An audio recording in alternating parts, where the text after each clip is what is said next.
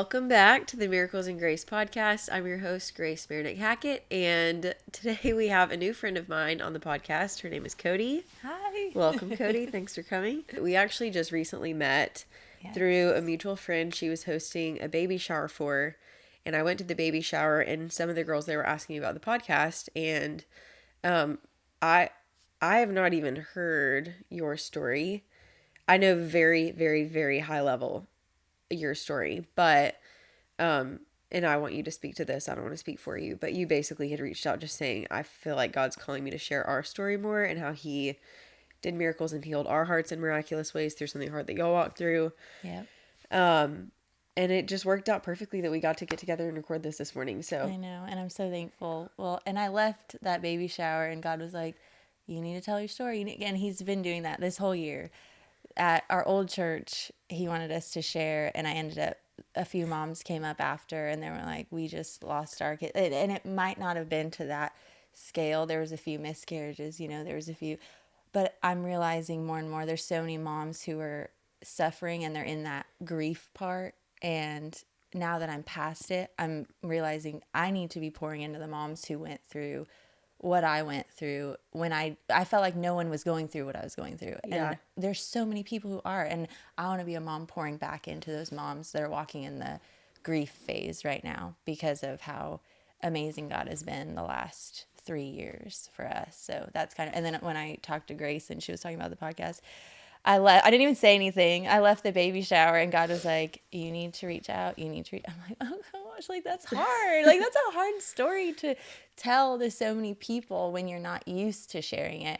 And God was like, I've given you this amazing story. Like you have to start sharing so that you're filling those moms up with life and giving them hope. And that's why I'm here now, because I want to give hope and I want them to know that God's not done with their story. He's going to make it good because that's who he is. Yeah. It's interesting. You referenced a little bit that y'all went through child loss, and I have had 2 other friends, which it's interesting too because they were all at different times. Like I had my friend Lainey on the podcast and she lost her baby at 17 weeks, I think. Mm. And it was so good to hear from her, like listening to her talk about and validate the pain. Like I think sometimes women feel like because miscarriage is so common that when they go through it, they're like, well, it happens to a lot of people around me. And it's easy to kind of invalidate how deep the pain is that you feel. Yeah. And also we live in a culture that devalues the life of babies. So, so it's easy to feel like, well, it wasn't, I didn't get to know them as a baby, but I just loved what she shared because that was her story of loss. And then, I think it's encouraging for a lot of people because so many people do experience miscarriage. And then I had my friend Lauren Johnson on the podcast. I don't know if you know her. No. Y'all definitely have mutual friends.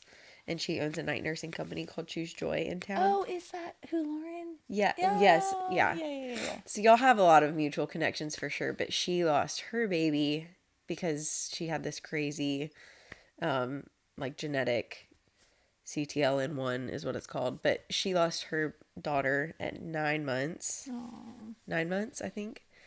And so that was at a different place. And then I know that you had carried a full-term pregnancy and experienced child loss. And child loss is so heavy to talk about at any stage. Mm-hmm. But I have thought, and I told Davey recently, actually, I didn't grow up ever hearing about stillbirth. Never. And that's why I think I was so heartbroken. Like, no one ever talked about it. I'd never known anyone who had gone through it until I went through it. And then I realized, I'm like, no, there are people. It's just very hard to talk about. So I think there are people who go through it, but it's just not talked about. Or you just want to push past it. I think a lot of moms want to push past it. But then you're missing the opportunity, to talk to other moms who've gone through the same thing. But you're right, it was never talked about. So for me, I thought I was the only one ever to go through it because my mom, my sister, everyone has wonderful pregnancies, wonderful deliveries. And I'll go into that because I did have a wonderful pregnancy. Everything was amazing. Yeah. Got to 39 weeks which I don't know if you want to go into that yet, but it doesn't freak me out to talk about it being where I am. So it was 39 weeks and I went into labor. So I went into labor the night of the 22nd Oh wait, really And quick. sorry. Two things. One, I want to get a little background on you too before we Okay. go into Oh, it. sorry. Sorry. No, no, it's okay. I think you were asking me if it weirded me out to talk about being 39 weeks Yeah. pregnant. No, Well, that I did think of that too. I'm like, oh, this is really hard to no, talk about. it's okay. One thing that I thought was interesting about you and you, Lauren, and Lainey, is that all three of you have said that you feel like God has called you into telling your stories of your experiences. That, like, specifically the three of you have said that, which I just think is really cool that God is like raising women up who that is part of their story to share with people. But I would love if you would just give a little bit of background on you. And I know that y'all moved to Nashville. Yep. And our kids go to the same school. So that's Yes. kind of, we got connected, like I said, through mutual friends. So do you just want to tell a little bit about you? And then if you want to go into y'all's story, I would love that. Yes. So my husband and I moved here. Well, he moved here first in 2014. He started a company with his brother and their partner, and then I moved once we got married. I moved here in 2015.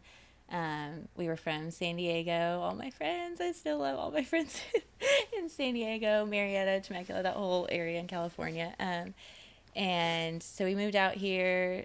He started his company, got pregnant a few years after, and we had Shay. Shay's 7, Caleb's 5. And then Danny Grace, we lost her in between Caleb and Selah. She would have been 4 this March. And then we have Selah, and now we have Sage. And so we have 4 kids. They're all 7, 5, 2, and 1. She'll be 1 in September. And we're Okay. at CPA, and we just love Nashville now. All my family is like, when are you moving back? I'm like, I'm not. Never.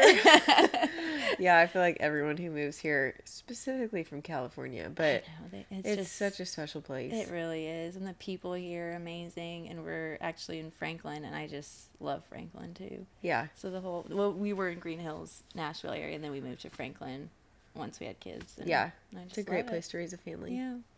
So sweet. Yeah, so I'll go into Danny's story. Okay. Yeah. So with Danny, so I was 39 weeks, and I had the most amazing pregnancy, the most amazing, like, it was so easy. Got, worked out, like, totally fine. Nothing, anatomy scan, great, everything great. And I think that was, like, the hardest part through the whole thing. But, I went into labor at 39 weeks. So I went into labor on the 22nd. And, my mom's there, my sister, everyone's ready. My hospital bag's packed, everything. I think I'm going to the hospital. And then it kind of like tapered off, but I could still feel the contractions. I called my midwife. She was like, oh, you're just going through like pre-labor. Like, just go to sleep. You have your doctor's appointment in the morning. So I was like, okay. Went in the morning. Again, I think I'm in labor. So I have everything, her nursery's done. Like, everything's completely done. I have her stuff ready in our room, like everything. And so we go in, and they're like, oh, the heartbeat is really faint. Like, it's like really good. They were checking everything out. And I was like, what? Like, that doesn't make sense, And I'm in my mind, I've never had any complications. She's healthy. I was just in at 38 weeks where everything was amazing, And they're like, then the next doctor came, and they're like, oh yeah, we need to get you to the hospital. So they rushed me in an ambulance, which the whole thing, I was like, it was surreal. Like, I didn't think this was happening to me. It was like out of body, like crazy. And I just remember, like, Nick he's in shock. He's like, what? Like, what's going on? So get to Vanderbilt, deliver her, and ultimately ended up losing her. And they think her cord, in between labor and delivery, her cord was pinched. It wasn't around her neck. It was pinched somehow. So the oxygen was just cut off. So when I had her, she's this full-term, beautiful, amazing little baby. And I think that still is the hardest part, because no one could explain why, and no one could tell me, like, oh, well, this happened, or genetic. Not that it would be easier. It wouldn't even be easier, actually. That might make me feel even worse, But it wasn't genetic. It wasn't. And so I just kept blaming myself. I'm like, what did I do? Did I lay wrong? Or, at night, like, just all this stuff as a mom, you think like you failed somehow, which is not the truth at all, which it's Yeah. hard though. You think as a mom, because you're like, I was responsible for that baby, and that, Yeah. you can't, it's hard. It's really hard as a mom. And I remember leaving the hospital, and that was by far the worst day of my life, like walking out, because they still wheel you out in a wheelchair and you're not holding anything and everyone's looking at you, and they give you this box of like her little hands and like her feet print and like all, and they took pictures of her because she's a full, and I think that was hard too. They put her in her onesie and like all this stuff that, Yeah. and they take pictures for you, and you're just like, what? Like truly it was out of body, like it did not feel real. Yeah. And that was that car ride home. I just remember Nick and I were just, we were so silent. We were just holding hands and we were silent, and he just put on worship music and we just started like worshiping because we both didn't know what to do. We were like, this is not, Yeah. like, where do you go? Where do you go from there? And we just held this beautiful, perfect baby. Both of us were just, my mom was there. Oh gosh, I felt so bad. My mom, his mom, his dad, like Nick, after holding, it was crazy. Like, Nick is this big, like, strong guy, and after holding her, he almost collapsed. Like, it was just, Yeah. it was just the weirdest, like, yeah. Indescribable. So, and it's indescribable pain. But all that to say, I went from that broken place where I didn't want to get out of bed. I even thought, like, do I need therapy? Like, what do I do with myself from here? And one morning, I think it was like the third or fourth day after, of just like not wanting to get out of bed. Like, and of course I have my other kids that I still need to be there for them. And At this point you had two. I had two, yeah. So I had Shay and Caleb, and they were 4 and 2, and they needed me, but I just was so numb. I really, like, it was weird. I didn't want to talk to anyone. I didn't want to be around poor Nick. Gosh, talk about the love of Jesus. Oh my gosh, my husband is amazing, and he was there. He loved me like when I was really quite unlovable because I was so broken, and he just held me. And sorry, hope you can hear all this. He just held me on the nights that I just, so you just, it's like a movie. Like, you shake and cry, and like it's crazy. And my husband just loved me through all that, and he didn't care like what I did, what I said. Like, gosh, yeah, I'm so thankful that in that moment, that's where like, if you are married and you don't have God in your marriage and you go through something like that, it would be so easy to walk away from that person when they are at that moment in their life, because it's hard. Like, he could have easily just been like, I'm out. This is so hard. Like, but because of God, he just knew. He's like, I'm just going to keep loving her. I'm going to do whatever she needs. But anyway, so that was, I think it was like the third or fourth day. I remember I was just in the bathroom, and I was getting ready, and I was like, do I need therapy? What do I need? What do I need to do? He goes, you come to me. Like, it was just it was like a stern voice almost, because I was reaching out for so many things. I'm like, I need a mom that's been through this. I need this. And he goes, you need to come to me. Wow. And after that, I'm not kidding, I prayed. I said, okay, God, I'm here. Like, I'll do anything you need. And he goes, just start praising. So every morning, I remember Phil Wickham, Reason I Sing. Yeah. That it was that song, for some reason, it was so amazing for me, because it's like, this is the reason why you're praising him. This is the reason why you're still coming back to him, even though you're at this dark place. Like, you can't think of that. Like, think about all the things that God has done for you and go from there, because he's done a lot. Like, you have to know that he loves you, and he will carry you through those dark moments. So from that point on, every morning I just stopped. I probably 20-30 minutes I would just praise, because at that point I didn't really want to pray. I had a lot of like anger too, which God takes it all. God literally takes it all. He's like, I know you're angry, I know you're sad, And I think that I talked to you about that too.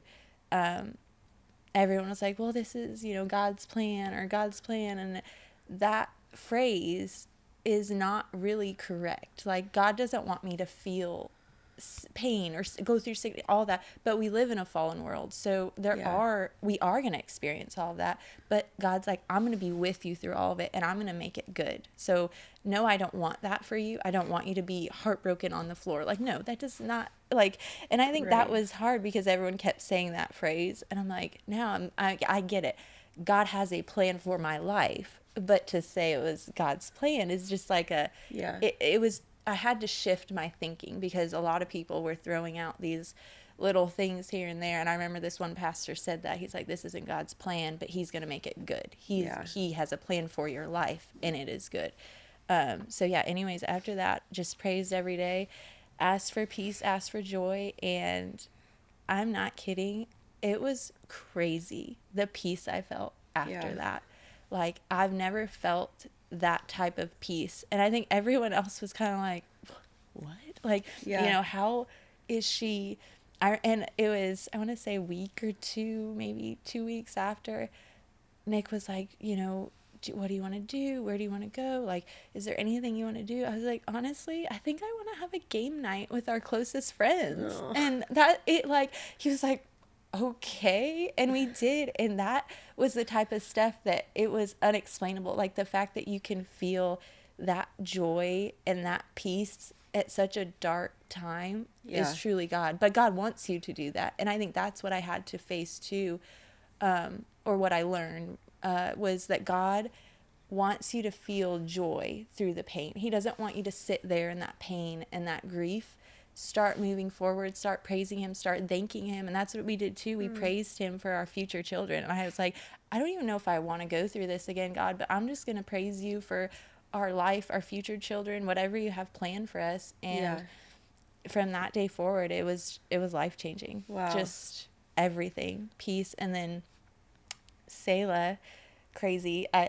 3 months after we lost Danny, I didn't even know. I wasn't like, nothing was normal. My cycle, everything was off. So I had no clue because normally I have to plan for all my pregnancies. And 3 months after, we found out we were pregnant. And I was like, oh God, like, I don't know if I'm ready, God. Like, what? I just lost a baby. What do you want me to do? I have so much fear. I have so much anxiety, all of this stuff. And he was like, just trust me. I have again, I'm going to make your story good. Yeah. And so found out her birthday was the same due date a year later. So they both had March 26th due dates. Wow. Selah had March 26th due date. Danny, we had March 23rd. And then Selah, they wanted me to have an induction just to be safe, just because they had no clue. They're like, we want to take you at 37 weeks just to be safe. Yeah. So she was March 8th. But yeah, it was just crazy. Like, wow. Same due date. God gave me another girl, which I would have been fine with a boy, either just a happy, healthy baby, but gave me another girl. So I was holding a baby on Danny's birthday. So we always celebrate her birthday. We have a stocking for her at Christmas. The kids love it because I fill her stocking with gifts for them to open, and they love celebrating her birthday. And so I was holding a beautiful new baby girl on Danny's birthday, which could have been a very, very hard day. Yeah. And then on top of that, God gave me another beautiful girl. So it's like that double portion that I experienced that too, because everyone's like, you lost a baby girl and now God gave you two baby girls. God's goodness is just, it's indescribable, really. This whole story, it's still mind-blowing to me, and I don't talk about it enough, and I'm so happy that I get to talk about it more now. And I was telling you, I don't know if I told, there's someone with Selah, Forrest Frank song. So after Danny, I met when I was pregnant with Selah, I was at the park, and this mom, which I always pray about names and stuff too, and I was at the park, and this mom said, oh, what are you naming her? And I was like, oh, Hayden, Parker. Like, I had like all these girl names I liked. And she goes, well, if I ever had another girl, her kids were older though. She goes, not that I'm having more kids, like I would name her Selah. I was like, oh, like cute. Like didn't really Right. like think about it. I'm like, oh, so I walked away and God was like, what did you do after Danny every morning? Like what did you have to do to get through your day? And I was like, I had to pause. And I just, it like clicked. I was like, because that's what means, Selah means. It's like praise, pause, like exalt God. Like all this stuff that I had to do to get through Danny is Selah. And so Wow. I went home, like, I'm crying, like, Nick, we're naming her Selah. And he was like, what? Because at that time it wasn't as like popular or known or anything. Now I've heard like 3 other Selahs, but that was the only one I had heard of at that time. And he was kind of like, huh? Like, that wasn't even on our list at all. And now, yeah, Selah Rose. And I'm so, and at the end, this is another crazy thing. Every morning after, because she was born on the 23rd, I would always recite Psalm 23, like every morning, literally every morning. At the end of his song, he starts saying Psalm 23 at the end of Selah. And I'm like, oh my gosh, God is using him. He doesn't even know it. He's a Forrest Frank song? Yes. It's called Selah. Okay, I don't think I've heard that. Forrest Frank has gotten a lot of airtime on this podcast lately because... Oh, really? Yeah, he has a bit... My brother just started walking with Jesus, like really, really walking with Jesus. And he has a big part of that story too. So that's so cool. Yeah. I'll have to listen to that song. Oh my gosh, he probably has no clue, but there's so many little things. And at the end, when he said Psalm 23, I was like, what? God, that's so like cool. Amazing that you're using... He has no clue, but you're using someone like him to touch someone like me. And he's probably touching thousands of people with that. But just that little, like, he didn't have to start saying Psalm 23 at the end of that song, you know? And so I think just everything God has done.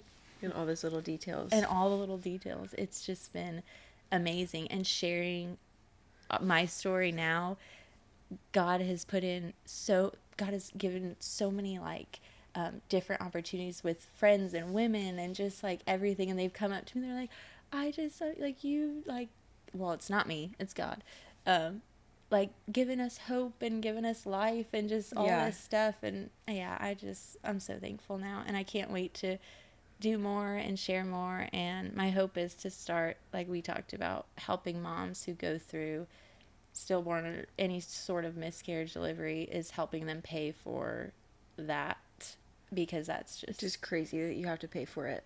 Insane. And even like what they write on the hospital bill, they like describe on the hospital bill like what happened, and it's just that's not just a like big an deal, added layer but of trauma. it's just an added layer. So I think my dream would be to one day just help moms, or now God's pushing, I feel like I need to be obedient in that area, but just to help moms who are going through that to be able to financially just not have to worry about all of that. So, yeah, that's so good. So many things. I know. Sorry. No, so many things. No. First off, thank you for sharing. Yes. No, I'm so happy because I know it's hard, but. Well, that's what I was going to say. You can see, like, hearing you tell the story. I mean, I cannot imagine. It made me emotional listening to you talk about it.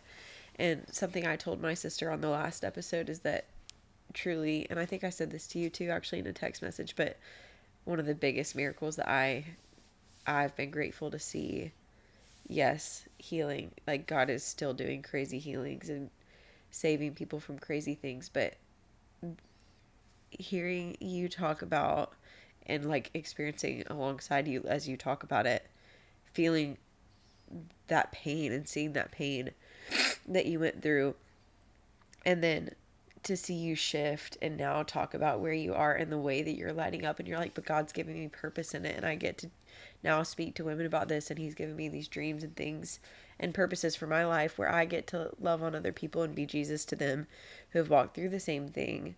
Like, that is so miraculous. You just can't explain the fact that in this one conversation you went from reliving that experience and sharing such deep pain that anybody who's listening obviously can hear it and feel it from you, to then pivoting and now seeing like you light up and talk about this. I know. That is miraculous.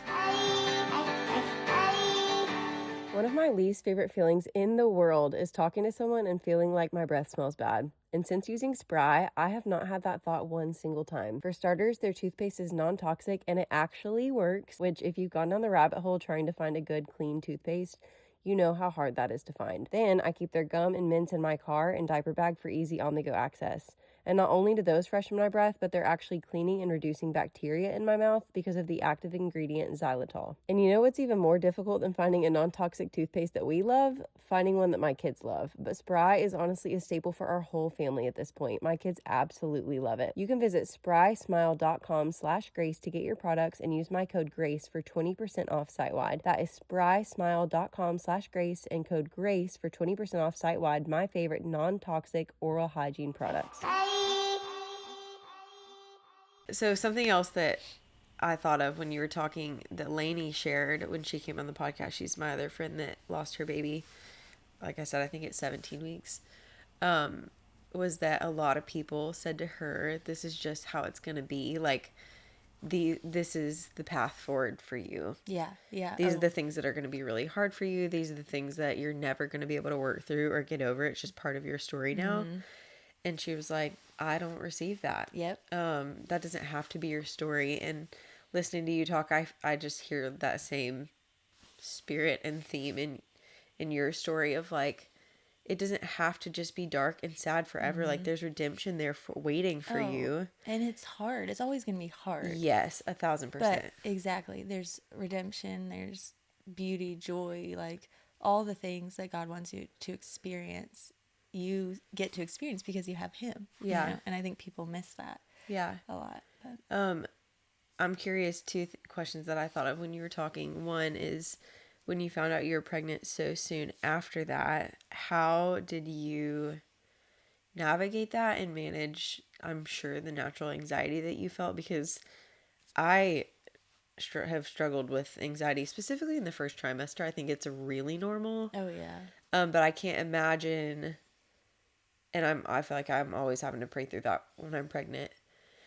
And I wouldn't say that I'm like super fearful through pregnancy, but I just think there's a natural anxiety that can come with pregnancy and those unknowns and hearing stories like that and knowing your risk of miscarriage and all the things. How did you navigate that pregnancy, especially so soon after? I mean, at first it was hard because you have everyone saying, not negative, but there's a lot like, are you sure you want to go through this again? Like, what are you going to do if something else, and everyone's just worried because they saw how broken I was. So yeah. Everyone was just, rightfully so, I get it. But I think that on top of just the, oh, you're pregnant again? Like the people who don't know me that well, just there's a lot. So every day I just had to like sit down again every morning. Like, and I already spent quiet time with God, but I had to spend some like extensive, Nick even knew, he's like, she's there.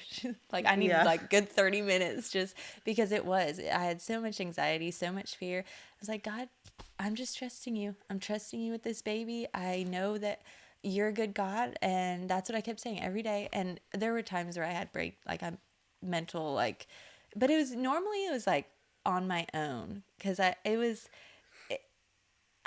know. It was more so when I let those fears and doubts creep in that I would have those mental, but every morning though, when I spent time with God, he just took everything away. And he was like, you're a healthy mom. And he kept having me focus on Shay and Caleb. He goes, you had wonderful pregnancies. And I want you to have kids. Like, don't let what happened because of, environmental things or whatever it was. I don't even know. And I think that's still hard, but he's like, don't let all of that take away from what I have planned for you and the joy I have planned for you. So I think knowing who he is helped me get through all of the anxiety and the fear every day. Because it was every day, truly. It was every day. And if I didn't have him, I don't know what I would do. Because I just had to I had to speak it out every morning, speak out his words, speak out his truth. But yeah, it was definitely hard every day. Yeah. For sure. You said something in your text message that I thought was really good and I think there's a song about this too. But if it's not good, then it's not done. Yes, that song, the Joy in the Morning or whatever. That song, that line specifically, that is exactly what always resonated with me too. If you know God, if the story isn't good, he is not done with it yet. And truthfully, that has been this entire story. He has made every single thing good. He has redeemed every broken part of me, whether it was because you go through that part, you see other moms and, you know, they have 4 kids, you know, and when I just had the 2 and I wanted the 3rd, I was like, I guess I'm not as good of a mom and I only have 2 kids. I can't have another, you know, like you start really Yeah. being hard on yourself as a mom.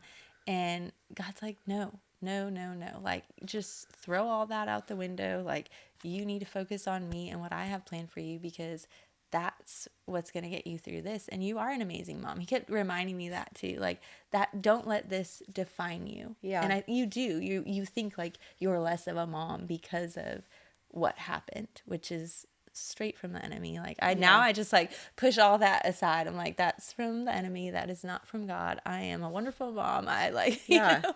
But for a while you do think there's something wrong with you, or you're not as good of a mom. And I think that, God just redeems it all. He's like, no, you're my daughter. You're amazing.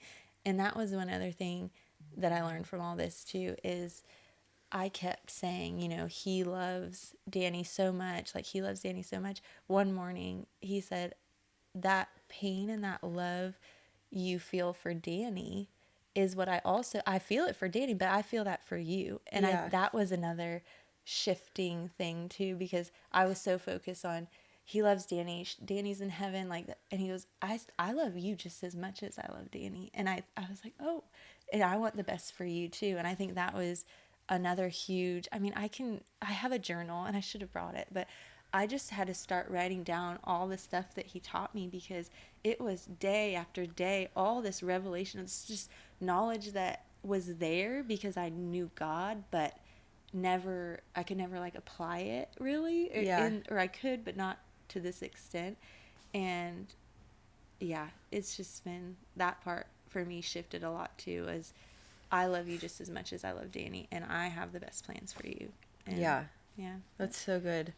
Something that I've also seen as a recurring theme as I've been talking to different people, and I just think in life, like you're saying, that is the enemy whispering in your ear that you're not a good mom, or that anything that happened to Danny had anything to do with you.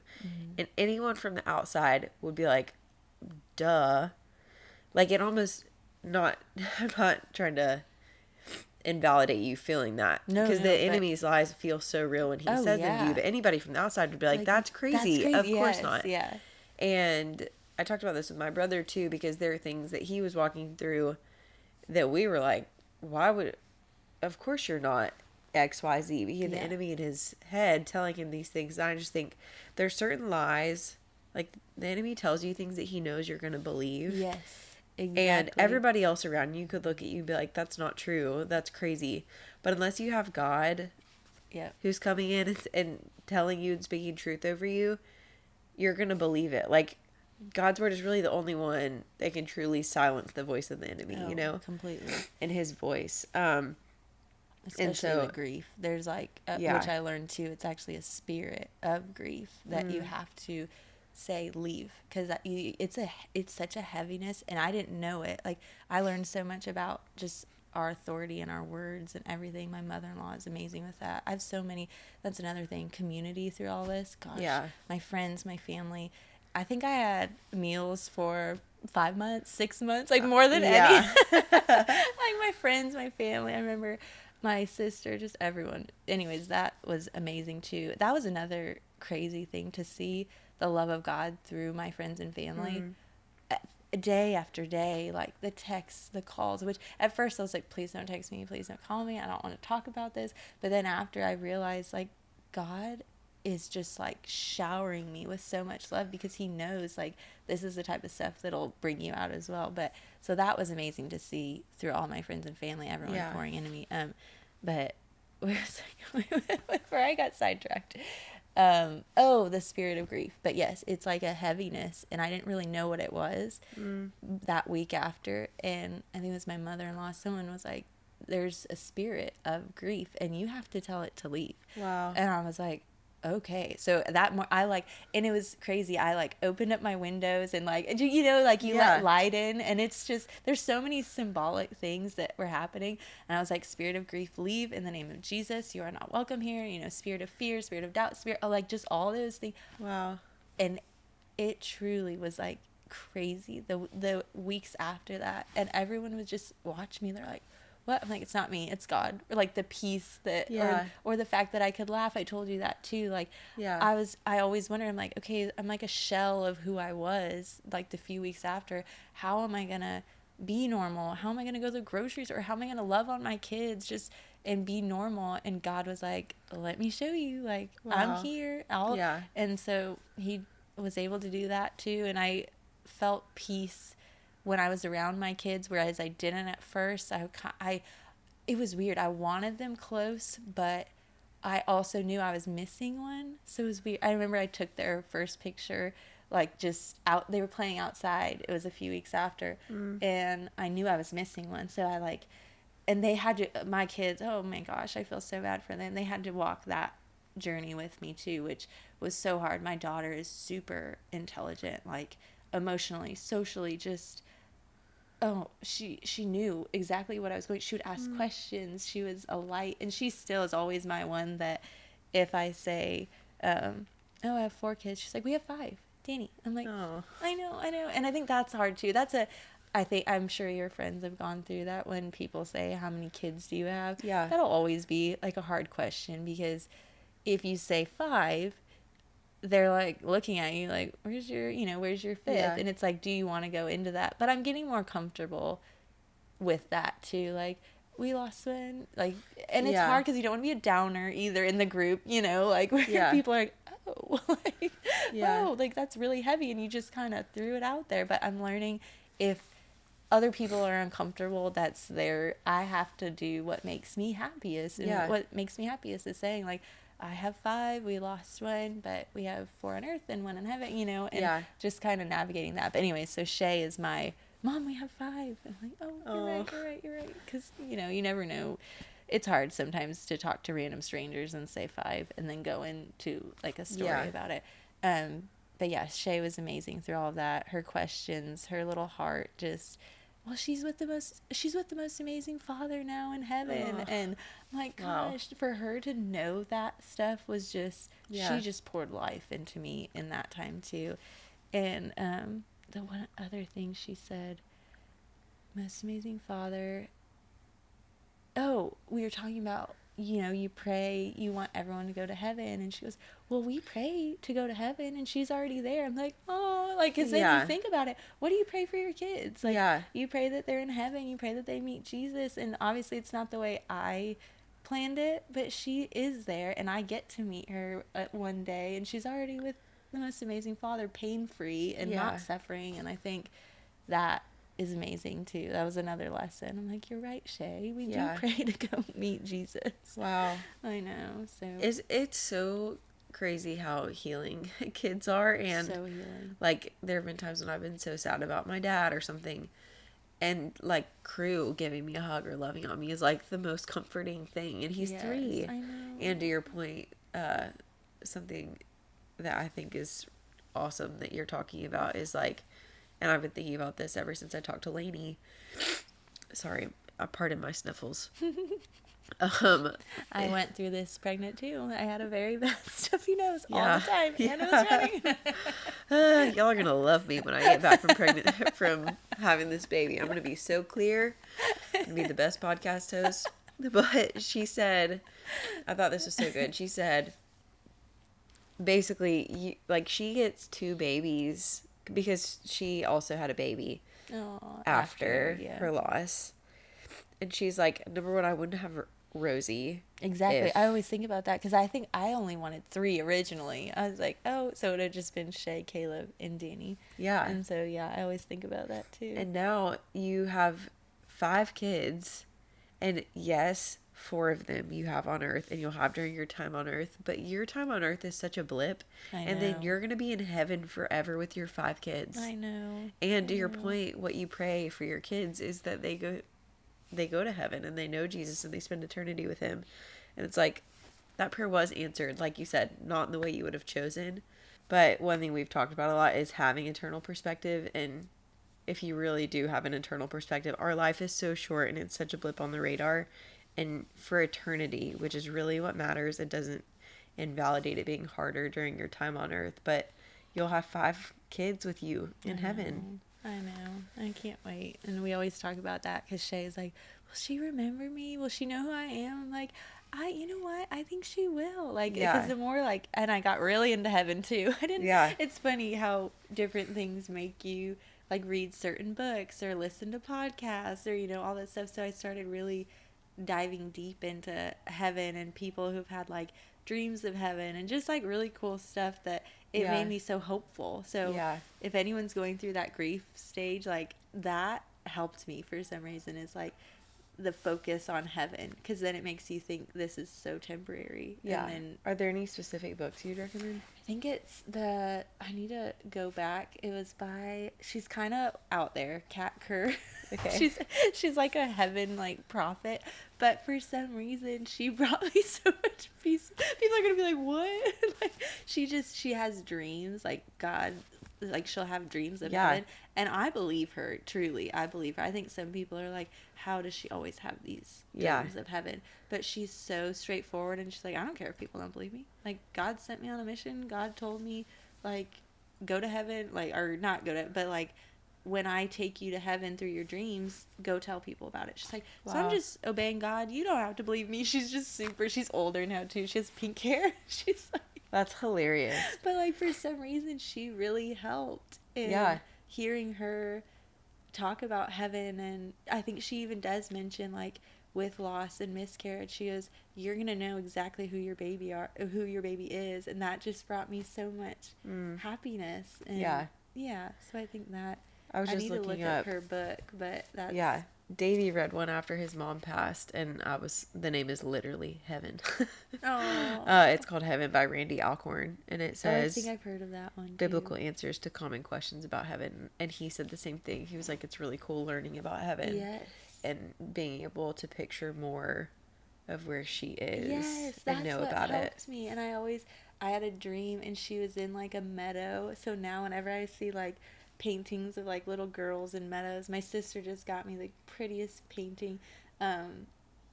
He has like, Jesus has like flowers behind his back, and she's there, and it's a meadow, and like he's about to give her flower. It's just stuff like that where it's so like, I don't know, healing. It really is healing when you get these like dreams or glimpses of heaven and think about them and they're in heaven. It's amazing. A couple of practical questions that I have for you. Number 1 is, what are specific ways that people showed up for you or supported you that made you feel loved, or even like specific gifts that people got you? Because I think is there a favorite gift that someone got you? Maybe it's that painting. I think when you have a friend who's going through especially such intense loss, it's hard to know what to do. And I'll say one thing just because it came to my mind after Davey's mom passed. Something that I've started doing, because we have friends who did this for us, it's really hard to receive. Mm-hmm. And so hard. We had friends who didn't ask. They just did it. Yep. That was huge. Like the ones that just came up and did it. Like, cause dropped off food instead of saying, do you want a meal? Yes. Or is there anything I can do for you? It's like, no, like I'm so wrapped up in like my like emotions and stuff. Like, no, I can't even think about, you know, like what I need really. I don't even know what I need. But yeah, it was the friends that dropped off random things, didn't have to come inside. I think that was the biggest thing, is like, I didn't necessarily want to see all my friends or all my family, but it was just the friends who like, we're still just gonna come and drop things off. Or I remember the jewelry, for some reason, I don't know if other moms experience this, but anything with like her initials or like her name. I remember I wore this bracelet, which of course it broke, but that was like my favorite thing. It was like a little bracelet. Or like someone got me a necklace with all the kids' letters on it and included hers, and just stuff like that, like wearing her. I even thought about getting a tattoo. I don't even have tattoos, but I wanted to get her name. Like just having her close, having her name yeah, jewelry was like huge. Not to sound like materialistic, but it was No. seeing her name or her like letters of her name was so amazing. And then flowers, I think, I mean, some people probably love flowers, but I got so many that I got overwhelmed and was like, it felt like more of like a funeral, like Yeah. type of thing. But Yeah. I loved them. It was weird. I love flowers, but I think looking at all of the flowers around my house, I got sad because I was Yeah. like, I shouldn't have all these flowers, and Yeah. I shouldn't. I don't know. So I think it was. But so for me, some people might love flowers everywhere, but I think for me it was overwhelming to see. I'm not kidding. I think I had like 50 or 60 arrangements of flowers that I kept just like putting, because it came all that first week. Yeah. And I just put them everyone. I was like, like that was hard. I don't know why. Yeah. But so again, some people might love that, but I think for me, and I'm so thankful for the flowers that I got. Totally. But I think that was hard. I think the more meaningful stuff was like her name, or just the meals, the little meals, or like I just had friends, the text too, like, and they knew.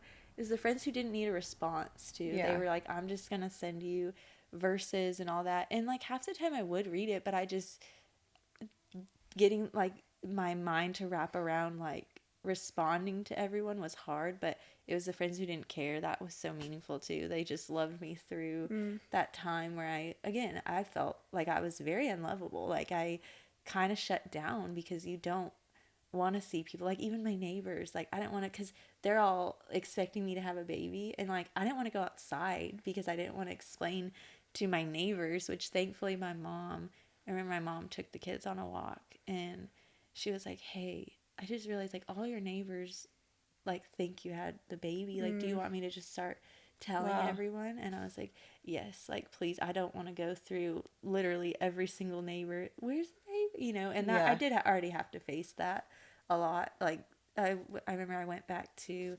I was at Burn boot camp at the time, and I went back and I was like, this is gonna stink. And I probably went back too soon, but everyone, they're like, how's baby, where's baby? And I'm like, it was I remember I was like, I wanted to be strong, but I definitely went to the car and like didn't do the workout and just like stayed in my car. Yeah.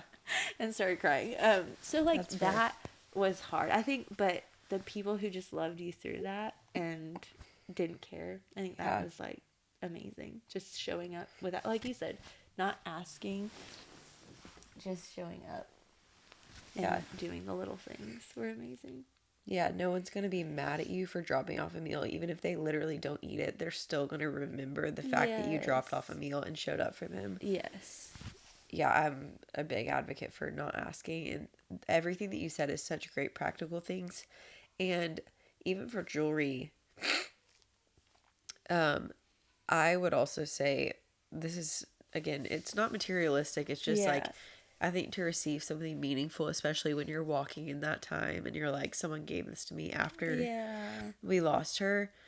I would also, this may be silly to say out loud, but like if you can't afford to get a nice piece for someone, but you have a group of friends who could all pull together money instead of everybody sending in flower arrangements, like everyone put, flowers are expensive. I know. That's what I felt bad. I was like, I love these. I'm so thankful. Right, but you're like, everybody could chip in $50 and get you a nice jewelry piece that's gonna last and not tarnish. Like, get a real gold one. True. That's a good point. I mean? Yes. So how can you rally people together to do meaningful things like that too? But I love the jewelry advice. I think my cousin who had a stillbirth would say that she always wears her little necklace with her name on it. Of course, I'm not wearing all my stuff, but I did at first. I was like, and my ring. And actually, one of my best friends just went through the same thing. She just lost her baby at 20 weeks, and she said the same thing. Like, which again, this is also another God story. I happened to be in town for my mom's 60th birthday when she lost her baby girl at 20 weeks. And the fact that I was there just for that, I was there the day she went in and then the day she got home from, so I got to bring her dinner. Wow. I got to sit with her, and she was like, you're literally the only person that I would want to see right now, Yeah. And I just love that God did that too, because I hate that I'm, having to be that person for people, but I'm so thankful that I get to be that person. And get to be the person that they're like, I only want to talk. I'm like, okay, like, let's talk. Like, I'll give you a hug. Like, I love that I can be that for them now. There's something so, I don't know if I've said this on here, but there's something so special about friendships who have been through exactly what you've been through. Yes. Like, I have 2 guy friends that I grew up with and went to high school with, went to school pretty much K through 12 with, actually, at the school that our kids go to. Aww. And I've always stayed friends with them, but like we all went to different colleges. It's not like we were keeping up, but they both have lost their dads. One of them lost their dad in college to cancer, and then one of them lost their dad earlier this year. And they're best friends, and they stayed best friends through college. But both of them have been such sweet friends. And like when my dad got diagnosed, they sent me chocolate and flowers and all these things. And there's just something about having a friend who can relate because they've been there. Like, people can try to relate, and you can have great friends who are amazing friends too, even if they've not been through it. But there is something special about having a friend who has been like, I have been in your exact shoes. Yeah. I know what you're walking through. Yes. And I'm here, and you don't have to explain anything to me because I felt it, and I feel what you're feeling now because I've been right there. Yeah. And that's such a gift. oh my gosh, I had another friend who, that's a whole nother miracle story too, but she almost lost her son at birth. So she was another person because he had like kidney failure. Like, he had like so many things, which that is such a cool story too. And he was the first like double transplant at Vanderbilt. It was cool. But anyway, so the fact that she knew how, she didn't lose him, but she knew that pain that I was experiencing because everyone said he was going to die at delivery. So like, for her, having her, that was amazing too. Like, just what you said, just having friends who knew any sort of like pain or that whole like anything about the situation was so helpful because she just was like pouring into me, which is funny because that's another thing God does. I was praying for her through that whole thing, like going over to her house, and then when I went through, and then she reciprocated all the things that I had just done for her, she was now doing for me. And to be like, God just puts those people in your life to hold you up when you need it, and then they're gonna hold you up, or you can hold them up when they need it. And I just love that part of God too, because he does everything has a purpose, you know. Another question I had that is also a practical question is, you talked about having a stocking for her, which is really sweet. And like, I know a lot of people who go through this, like, you want to continue to honor them and for them to be a part of life and not just like disappear in the rearview mirror. Not that that would happen, but I'm curious, what some practical ways are, things that y'all do, like, to incorporate her into family traditions. Are there things outside of Definitely birthdays. My kids love it. We always do like a cake. Like, and I do like the good cakes too. Like, I'll baked on 8th. Yeah, no, really. The one in the first year I did the almond cake on baked on 8th. Yum. And so I good. and they love it. The kids love it. Like, I have a picture. Like, I get her a gift. Like, it's just silly, but it's for them. They love it. Like, Shay will never let me miss a birthday, or like we do Easter. I got her. Well, so that part's actually kind of sad. I had bought her Easter basket because she was due right before Easter, so I had like her Easter basket all done that first year outfit, you know. And so I was like, I'm gonna keep it, and I fill that up every year, you know. And then the stocking, I went ahead and bought that when I bought Shay and Caleb's, of course. So I bought like all this stuff. I'm like, I'm using it, you know what? And it's actually healing. And and then, well, that was the other thing too. Her nursery was obviously all done, and I mean, some people might be like, "Whoa, how did that would be so hard." And I couldn't go in there the first whole year. Like, did not touch that door. Like, I was like, "Kids, don't go in that room." Like, But with Selah, like, that was my favorite nursery, of course, the one I did for Danny. And Nick, my husband, was like, "You should use it. Like, you put so much effort into that one." And I was like, "No, definitely not using it." But then I like prayed about it, and we ended up using her nursery too for Selah. And I just put up little like pictures of like, because they gave me like her handprints, and I have pictures of her, but I don't want to put like her whole face, and I like that would be hard, but like her little Yeah. handprints and like feet and like everything, I just put that up, and that was healing too, in a way, just to use the things that would have been for her, for Selah, was oddly healing. And I still do that. Like all the outfits I bought, I use it for Sage and Selah, which at first I was like, get rid of everything. But seeing babies feel it, like Yeah. it was so healing for me in that way. Yeah. But yeah, so the stockings, birthdays, the Easter basket, and just anytime my kids want to talk about it, I always talk about it. And at first it was hard, but I never shy away now. I want them to always, because if they feel like it's hard for me to talk about, then they're going to stop talking about it. And that's Yeah. what I don't want. So Right. I just embrace it. There's some hard, I've left some nighttime, like rubbing Shay's back, and I've left some night times like crying because it is hard. Like, Mom, do you ever miss her? Do you ever wonder why that happened? Like, why did God let that? And I'm like, no. Like, and I have to answer without, Yeah. I try not to cry because I don't want her to think it's negative. So that part is hard, but I think answering the questions and always talking about Yeah. her is huge. It's so important to Yeah. just keep her like in a positive light rather than this Yeah. like negative thing that happened to our family. So yeah, I think those are the main things. That's really sweet. And yeah. I don't know if you feel this way. I've shared this before, and I probably will just continue to share, because I always think someone might listen to one episode of this podcast. Someone might listen to this and have never heard an episode before. And I got a lot of feedback on this that people said it was really helpful. And I'm curious if you felt the same, but I've shared that it's really helpful with my dad and his ALS diagnosis. Like, rather than asking open-ended questions, I think it's really sweet for me when people, and it means a lot when people acknowledge it. And I think people want to. They don't want to just like pretend that part of our life isn't happening because it's such a big part of our life. And I get that. But I think when you say, "How was your dad?" or "How are you doing?" it's like, especially in public settings. I've cried in so many Oh, it's so hard. The public open settings, yes, because, and it's so well meaning. I know. But for me, it's been really helpful when people just say, "Just so you know, I'm praying for your family." Yes. Or, "I think about your dad all the time and I pray for you Yes. guys." Or, "If you need anything, like, I'm here." Yes. Acknowledging it is 100%. so kind, but when you ask questions that are asking the person to like share how they're feeling in that moment or in that season or to elaborate, that's so hard. is Yeah. so hard. Which happened a lot too. Like, and it wasn't a lot of my close friends knew, like, we're not gonna like just ask her how Yeah. she's doing because they know the answer. But it was just like the random people who don't know you or who kind of know you, and they're like, Yeah. "How are you doing?" I'm like, It's been a really hard day.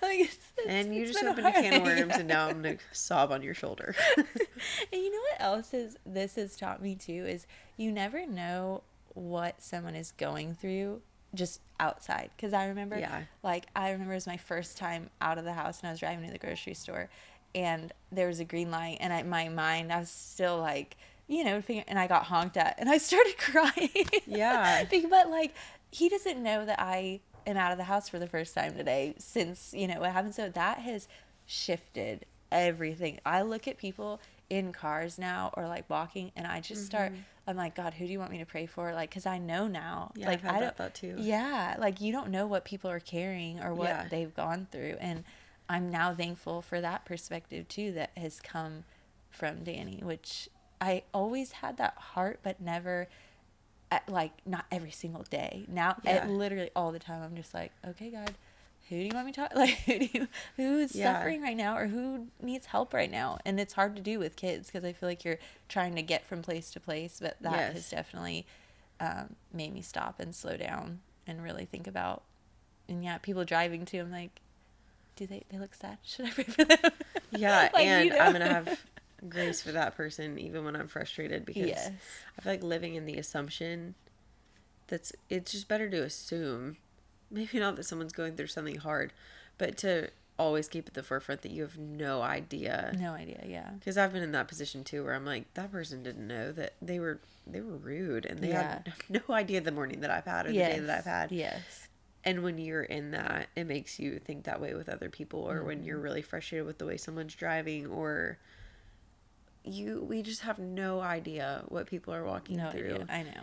It's kind of cliche, but it's always a good reminder because it just gives you more grace and patience for people. Yeah. Yeah. So I'm thankful for that. Yeah. One question that I've asked on a lot of podcasts, and if you, I did not prepare you for this, so if you're like, I need time to think on it, or I'm not prepared, that's totally fine. But I do love hearing people's favorite miracle stories in the Bible, if you have one. Or it doesn't have to be a favorite, but like one that you love or that has spoken to you. I'd say, I mean, honestly, I've been reading through, like David and just that whole story, and it wasn't like a miracle. It's not a miracle per se, but just his spirit and his like ability to, because he has like the power of God, and when he spared Saul's life, like over and like that to me, I don't know why, I keep thinking about that. And again, it's not a miracle, but it's just this like presence of God that is almost like indescribable. And I think that to me is like the miracle that we can have, that we can have what David had. And like we are a lot of people miss out on that part of God. And again, it's not like a miracle. I think it's just the fact that he was a human, and the fact that he could have that power of God in that way is miraculous to me. And that was before Holy Spirit. Yes, like, that was before the Holy Spirit. Yes. Too.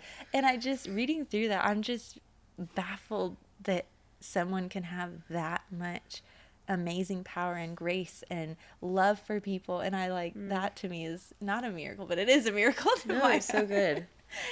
I love stories like that. Because like my mom said, the woman at the well, and that's not one of, it's not Jesus turning water into wine or healing a leper or whatever, but choosing to see God's miracles in those things, and like God's power and presence in David is miraculous. Like the fact that we have a God that gives us access to so much of himself. Yes, that is miraculous, and it's something that so many people miss out on. Yes, I know. So I love I love all the answers. I also have loved like the most. My dad said the resurrection. I'm like, okay, mic drop. Who's gonna say something better than that? I mean, that is the main. Yes. And I love those answers too. All of them carry weight, but it's really cool to hear people like seeing miracles, because that is the heart of this podcast, is to highlight like choosing to see the miraculous things that God's doing in areas that you might miss over or skip over. So that's really good. Yeah, Thank you. My favorite right now. I love that. Well, today has been awesome. Is there anything that you wanted to share that you feel like you didn't get shared? Do you feel like you covered it? I think I covered everything. I mean, if anyone needs someone to talk to, just reach out to Grace. Yeah, DM Cody. I'll message anyone. I think that has been, because I'm more, I mean, I like people, but I would say I'm more introverted, and this has really pushed me to like I definitely recharge when I'm reading a book. Like if I go on vacation, I'm going to be reading a book and like laying out on the beach. Yeah. So I definitely recharge by myself, but it's pushed me to meet more people and talk to more people and share my story, which is not my natural, like I don't go out of my way to tell my story, but now I feel like I'm going out of my way more, and I think God can use anyone. That's what I've learned. Yeah, and he honors that, and that is literally the purpose of going through hard things. Like sharing it with other people and being able to give God glory is the reason he allows hard things to happen. He didn't want it for you, but he allowed it. Yep. Because everything is either God allowed or God ordained. Yes. And this is what, this is how he uses it, is by you stepping out and sharing it. We're not meant to go through hard things and then just keep it in, which is what I was doing, which is sad. And I think selfishly it was like, I don't want to talk about it. I don't want to cry. Like, and God's like, well, you're not going to reach all these people who need to hear it and need to hear about me. I'm like, okay, you're right. Yeah. And there's grace for the timeline. Different people are ready to talk about different things in different timelines. And like, I love counseling. I think counseling can help you kind of process what you're feeling before you start sharing with other people if you need that. But, yeah, I'm really thankful that you took the time and space to share it. And I know it's going to bless people and make a lot of women feel less alone. Well, I would So love thank to. you. Yeah. Thank you Anyone for being who here. needs me, I'll be here. Well, you're the best. Thank you. This was so sweet. I know. Thanks for having me.